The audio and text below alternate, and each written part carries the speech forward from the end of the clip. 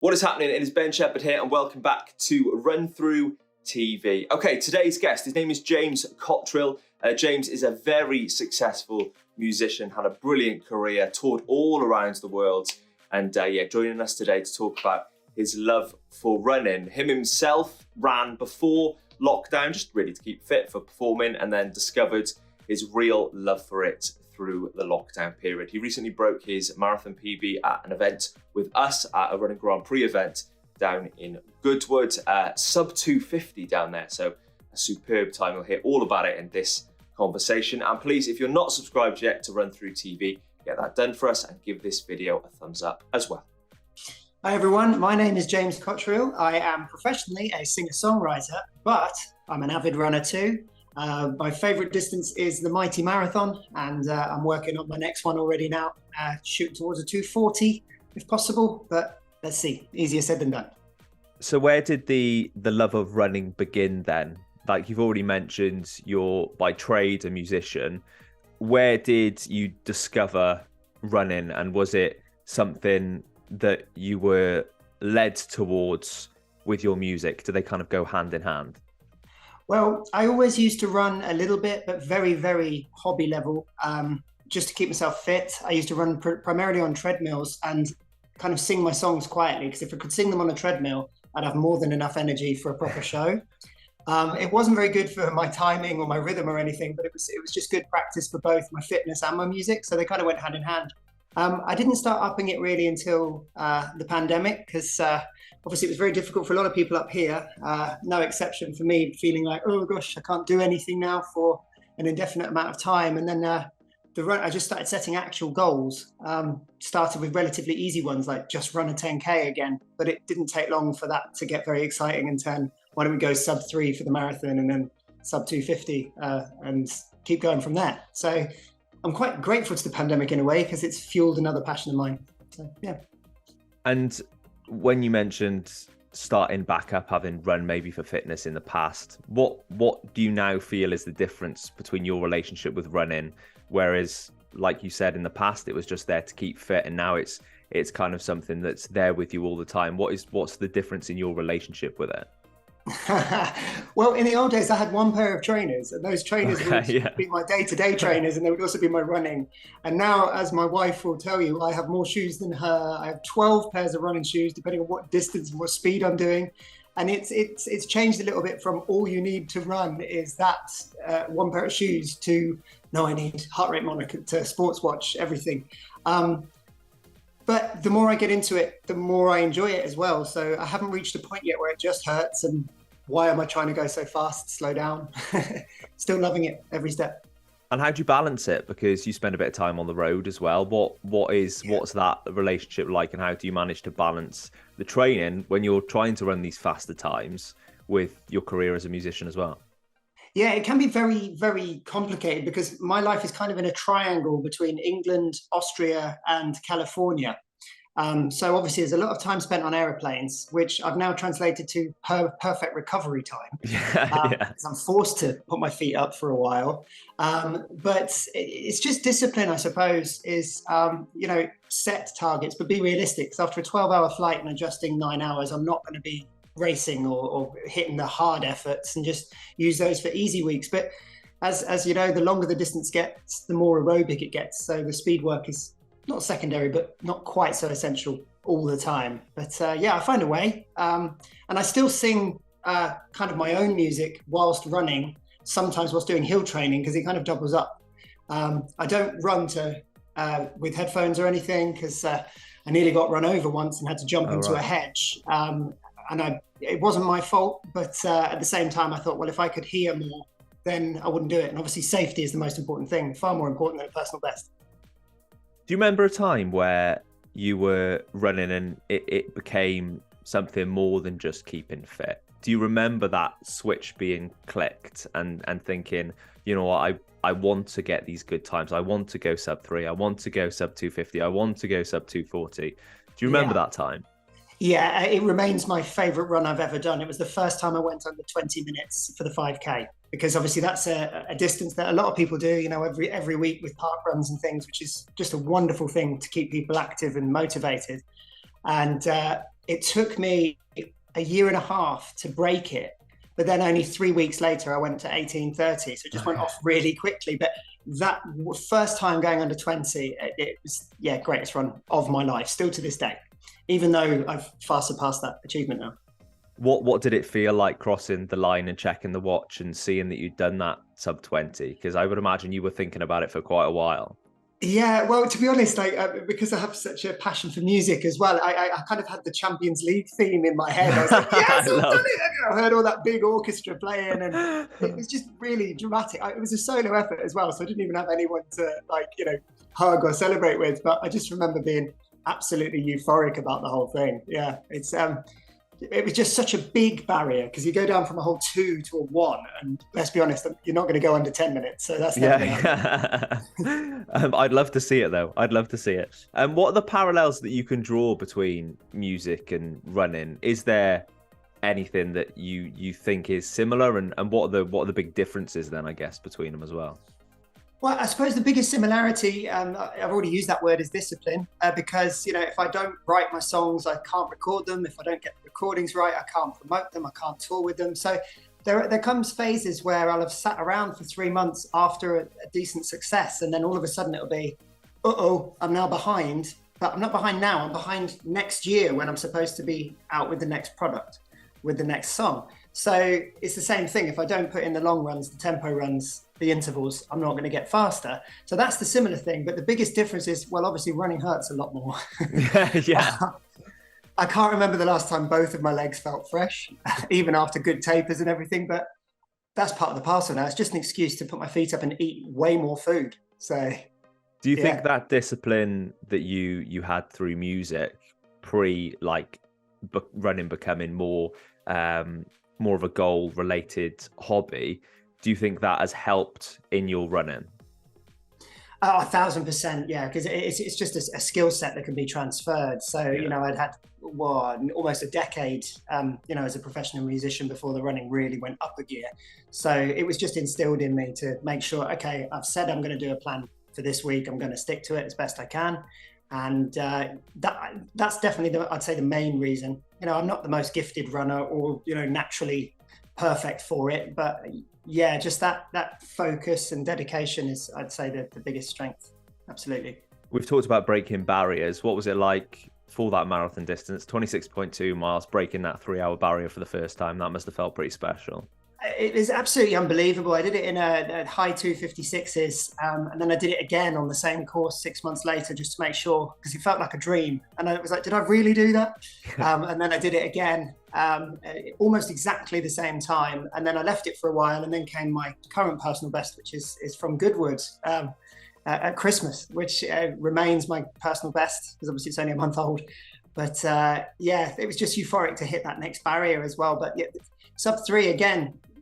Kipchoge might go sub 2 properly one day, but it's sub 3 to 2. It's just a whole different barrier, isn't it?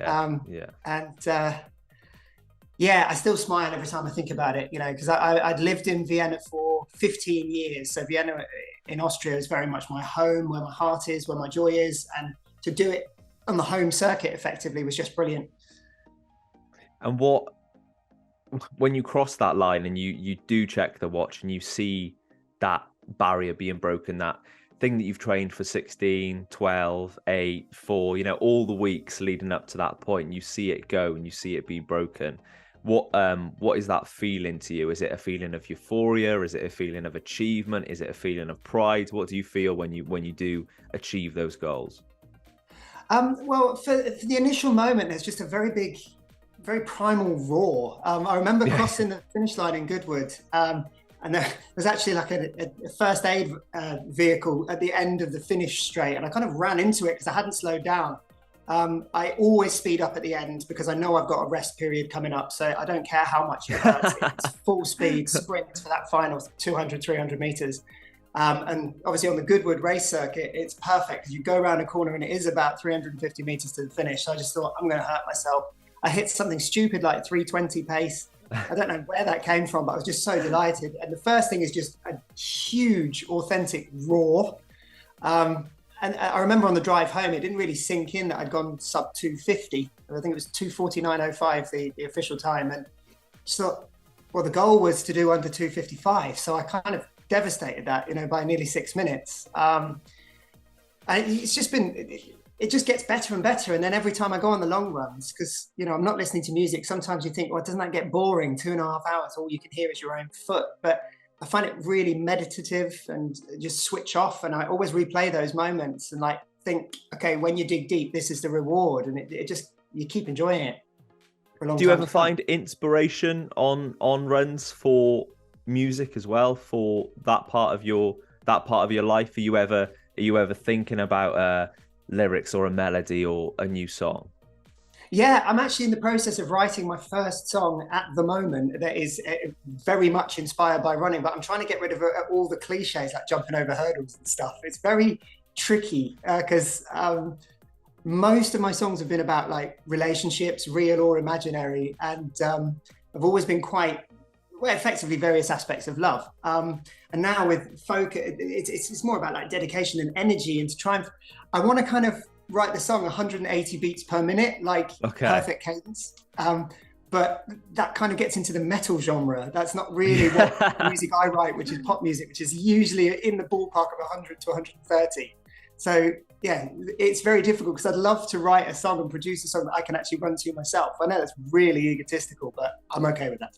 It's like, but when you do, I guess when you do think about running, though, a lot of us have that love affair with running, and sometimes it can be like a relationship, right? Like there are days where you absolutely love it, and there are days where you really don't want to put on your trainers and go out because it's hammering it down outside. Yeah, and we all have that one or two songs where we just go, right, I can do it now. It doesn't matter whether it's Rocky, Eye of the Tiger, or Metallica to get going, or EDM, or whatever it is that you're into. We all have that anthem that, you know, will drive us on and give that same like euphoric feeling, adrenaline hit that you sometimes need, you know, when things get painful.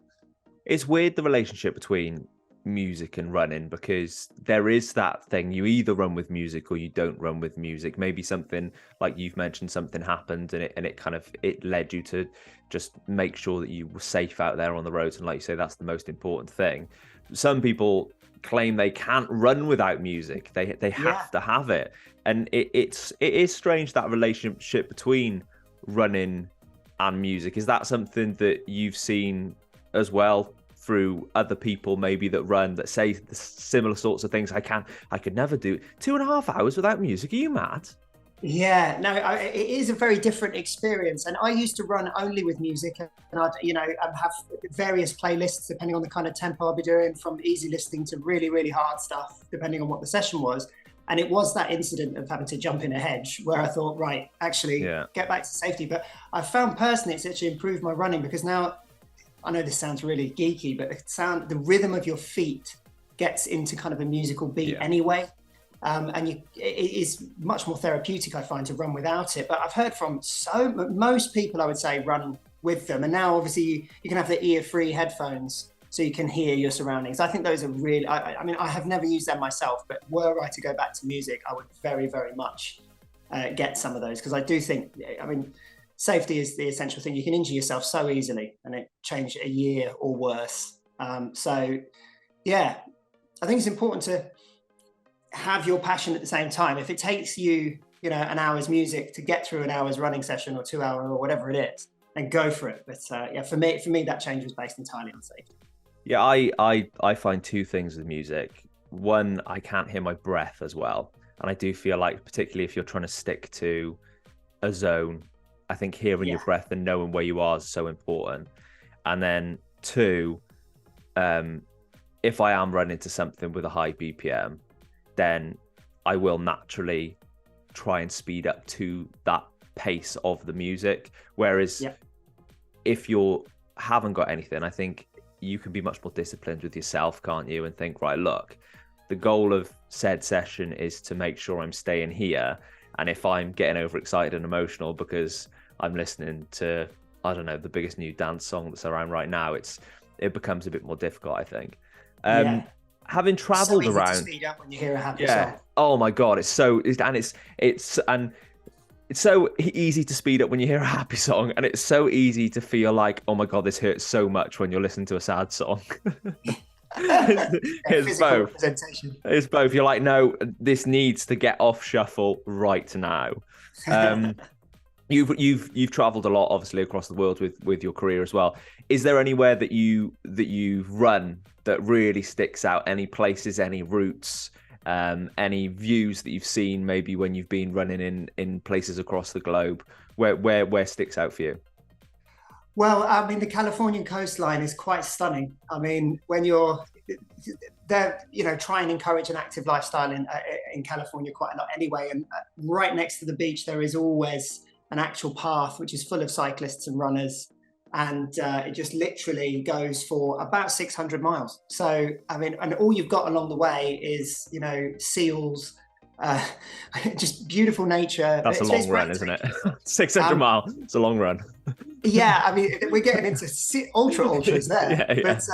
But just stunning. I mean, it goes all the way up the state effectively, and those are some of the best, most relaxing long runs I've ever done, because I find in that kind of temperature, it's really difficult to do the tempo work, obviously, because you just lose so much water. But that, and then most of the time I prefer to try and run in the woods and stuff, just because it's easier on the joints, but also you're kind of one with nature, and it's just, the whole world disappears, and all the stress of the day and the week, it all just disappears for that hour that you're out and about, and you come home and you can bring that energy back into the rest of your day. So I find it just incredibly constructive, especially because I personally prefer to run first thing, straight out of bed, and then I'm motivated for the rest of the day, and I've already got the kilometers in me, so I'm quite proud of the achievement. But in terms of the best course I've ever done, I mean, my favorite half marathon to date was a place called Linz in Austria. It was a stunning, flat, fast course. At the time, I set a PB of, I think it was an hour 22. And it was, just really stunning. And it was one of those crisp days, perfect blue sky, optimal conditions. And it just reminded me, because, we all have our running idols. And in that moment, because Vienna is the location where Kipchoge obviously run the 1:59:40. So sometimes when I'm doing runs in Austria, I'm just like, right, just remember, the GOAT has done it. Keep going. But in terms of marathon course so far, I mean, I know it was a lapped course and where I got my personal best, but I would say Goodwood was my favorite, because there's something about going past the grandstand 10 or 11 times, and just having your fan base there so regularly, because normally on a to B course, you're quite lucky if you see your friends and family once or twice, maybe 3 times. But being able to see them 11 times was a real boost. And every time I went down that straight, there were a few times I pretended I was a racing car. Went, because obviously, the greatest of the greatest have been on that circuit. So, I mean, that was fun and different. It's nice to have variety in it. One thing about that, I think, and it is psychologically, when you're going past and people are going to be there, that is always such a massive help. And also, when you're doing an A to B course, a lot of the time you don't actually know if you're going to be able to see anybody, do you? Because particularly if you're doing a major or whatever, there's so many people there. You might hear your name screamed at some point because you've got it on your number, and you don't know, is that a family member? Is that just some random person in the crowd? It's so hard. And I think it is nice sometimes because running is quite it's a very individual endeavor, but I think sometimes what people don't think is the sacrifice that everybody around the person puts in, taking the time to go out for a long run and doing this on a day where you maybe should be doing something else or whatever. So it's nice to share those moments, isn't it? And share those achievements with some of your family and some of your friends when you're getting those PBs. Absolutely, especially because you realize it's not just been your journey. It takes so much time every week for 4 months, 5 months, where you're either away training or you come back and you're recovering and don't really want to walk the dog 6 miles, because you've run. So how could you possibly walk? So it's almost a journey together, and it's nice to share that victory experience. Because I mean, I personally couldn't do it without the support of my wife. Absolutely. I might do all the running, but she gives me the emotional support and strength that I need to get through. And I think a lot of people have that partner behind them. that just keeps you going. And often they don't get enough praise, I don't think, but it's good. And especially when you see them, as you say, you run. I haven't run London Marathon yet, but there are 2 million people along the course just cheering anybody, which is great because you can take that energy with you as well. But it is better if it's your own friends and family. Yeah, and it's special when it's a loved one as well, isn't it? It's lovely to have that support of everybody else, but it is that extra percentile special when it's somebody that means a lot to you. I've heard the story now about like people really getting properly into their running over lockdown quite a few times. And it's quite an interesting question, this, but as you now, who has such a brilliant relationship with running and a big love for it, you obviously fell head over heels properly in lockdown. Was that something? Would that be something you would change now? So if you could go back and tell James from 15 years ago, look, you're gonna love this thing if you give it a good go. Yeah. I know this because something happens. Would you do that, or would you let your journey play out as it has? Well, that is a good question. I mean, I'm happy with how everything played out for certain. I don't think I'd ever have got as into running as I have without the lockdown. And I'm glad I have, because to know that my body, was capable of running at these times, that is an amazing achievement of which I'm really proud of. But at the same time, I had to cancel. My biggest tour I'd ever had planned was supposed to be in May 2020, and the whole thing got cancelled. And obviously that was really difficult. And but I've played other shows since and moved them. So actually it was a really good thing. But if I went back 15 years, God, I wish I took it up sooner, because I'm thinking I'm 37 trying to run at 2:40 marathon. What if I was 27? Could I be running 2:15s? Yeah. Could I be wearing my country's jersey?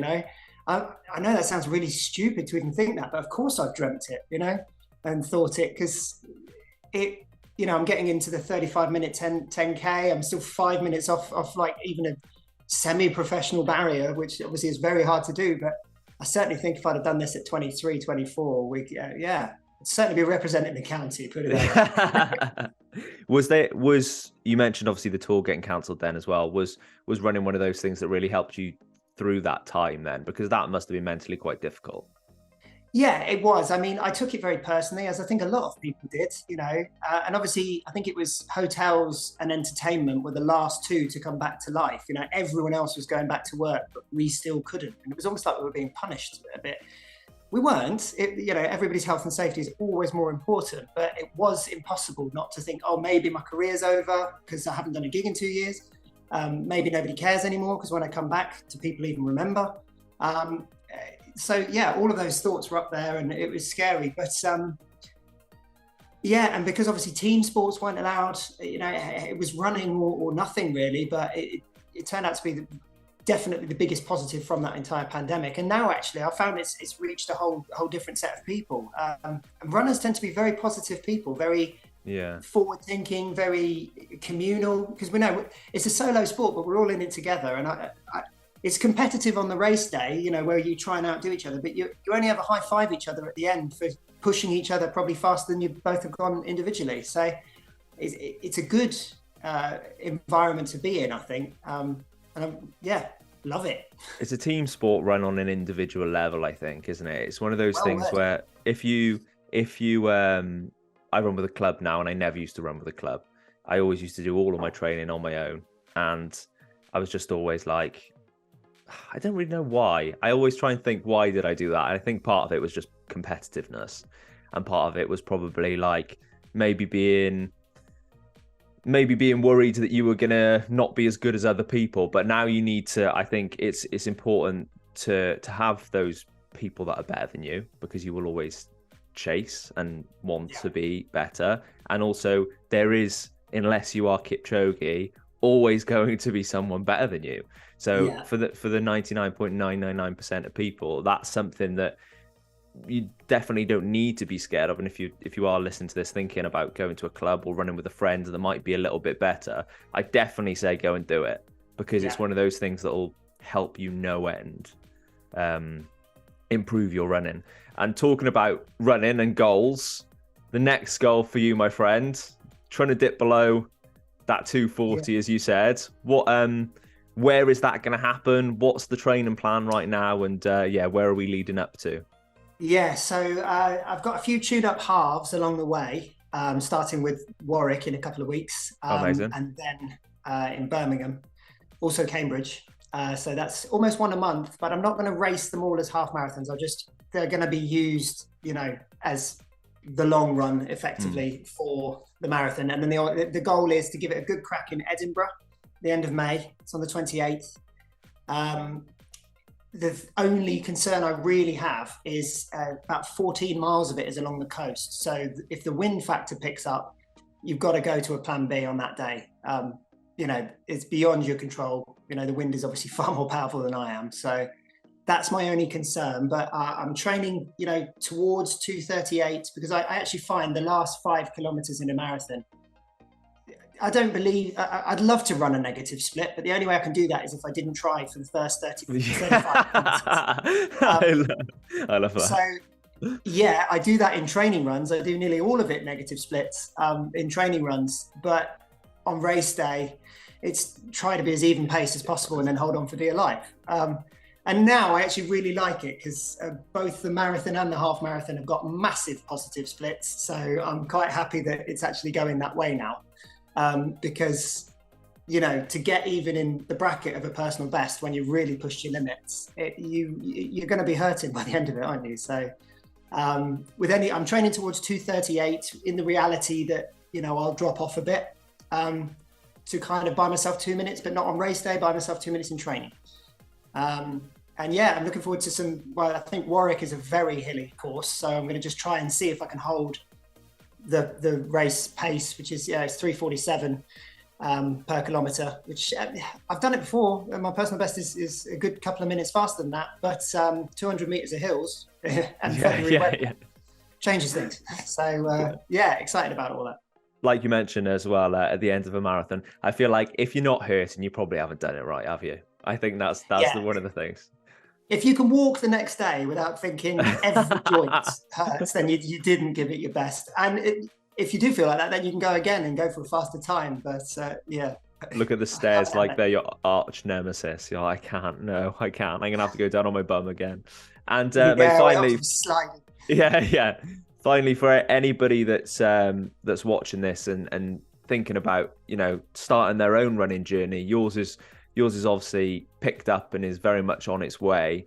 What would you say to somebody watching this, thinking about lacing up their trainers maybe for the first time and getting out on the road, or maybe even just starting to take it a little bit more seriously like you did in lockdown? Well, I would say that the benefits are absolutely endless. It doesn't matter whether it's just how you feel in yourself. Like you could be, slightly overweight and lose a bit of weight. That's a positive. You could feel healthier in your breathing. You could feel more motivated in your day to day. And then you can think about, okay, I want to run a 10K under an hour or under 45 minutes, whatever your level is. And you've got all these achievements. And whether it's your first run where you go, oh, wow, I just ran 3 miles, that is actually quite a long way. The rest of us are just nuts. But, it's really good in just every aspect of life, and do it to what your desires are. I find it helps your mental health, your physical health, and just everything along the way. And then maybe one day you'll set yourself a goal of just running a marathon. I mean, my first marathon was in Los Angeles, and that was my favorite marathon still today, I'd say, overall, because I knew that I could do it, even though it was, I think, 3 hours 55. So obviously significantly slower than what I can do now. But it also shows that if you put the dedication in, you can improve, and then you can transfer those skills back to your work life, whether you're a singer-songwriter like me or whether you work in an office with quarterly goals. It's the same thing: discipline and dedication and put in the effort. And so I think running is kind of universally positive for everybody. Big shout out to James for coming on Run Through TV. Again, we can see in the analytics in the back end of the channel that a lot of you still aren't subscribed. So if you're watching these videos, please do subscribe. It's completely free, and you can always change your minds, but it just does really help us out. So click that little red subscribe button, give this video a thumbs up as well, and I will catch you again soon on Run Through TV.